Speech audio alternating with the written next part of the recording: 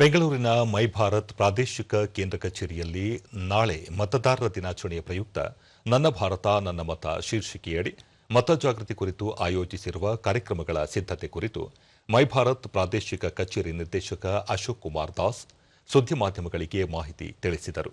ಈ ವೇಳೆ ಮೈ ಭಾರತ್ ಸಹಾಯಕ ನಿರ್ದೇಶಕ ರಾಜೇಶ್ ಕಾರಂತ ಮತ್ತು ಇತರ ಅಧಿಕಾರಿಗಳು ಉಪಸ್ಥಿತರಿದ್ದರು.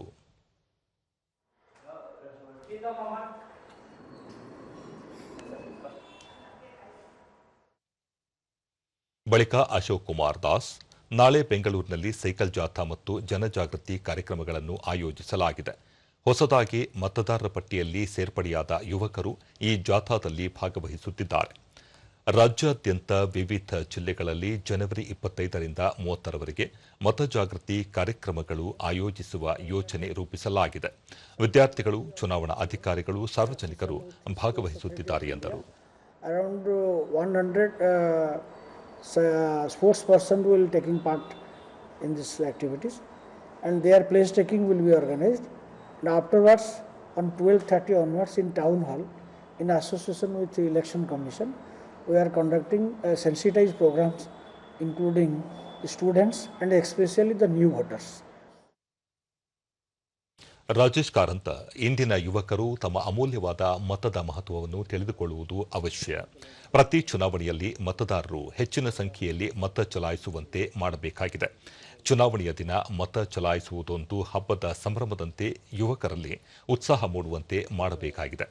ಜನರ ಸಹಭಾಗಿತ್ವ ಅವಶ್ಯಕ ಎಂದರು. ಯಾಕಂದರೆ ಮೊದಲನೇ ಸತಿ ಮಾಡ್ತಿದ್ದಾರೆ, ಸೊ ಆ ಎಂಥೂಸಿಯಾಸಮ್ ಇರಬೇಕು. ಸೊ ಅದಕ್ಕೆ ಈ ಕಾರ್ಯಕ್ರಮದಲ್ಲಿ ಅವ್ರನ್ನ ಆನರ್ ಮಾಡಲಿಕ್ಕೂ ಸಹ ಒಂದು ಚಿಕ್ಕ ಈವೆಂಟ್ ಇಟ್ಕೊಂಡಿದ್ದೀವಿ. ಸೊ ಹೊಸ ಫಸ್ಟ್ ಟೈಮ್ ವೋಟರ್ಸ್ನ ನಾವು ಸೆಲೆಕ್ಟ್ ಮಾಡಿ ಅವ್ರನ್ನ ಆನರ್ ಸಹ ಮಾಡ್ತೀವಿ. ದೂರದರ್ಶನದೊಂದಿಗೆ ಅಶೋಕ್ ಕುಮಾರ್ ದಾಸ್, ರಾಜ್ಯ ಚುನಾವಣಾ ಆಯೋಗ ಸಹಕಾರದೊಂದಿಗೆ ಟೌನ್ ಹಾಲ್ನಿಂದ ಪ್ರಾರಂಭವಾಗಿ ಲಾಲ್ಬಾಗ್ವರೆಗೆ ಪಾದಯಾತ್ರೆ, ಸೈಕಲ್ ಜಾಥಾ, ಬೀದಿ ನಾಟಕ, ವಿಡಿಯೋ ಚಿತ್ರೀಕರಣ ಮುಂತಾದ ಚಟುವಟಿಕೆಗಳ ಮೂಲಕ ಮತ ಜಾಗೃತಿ ಮೂಡಿಸಲಾಗುತ್ತಿದೆ ಎಂದರು.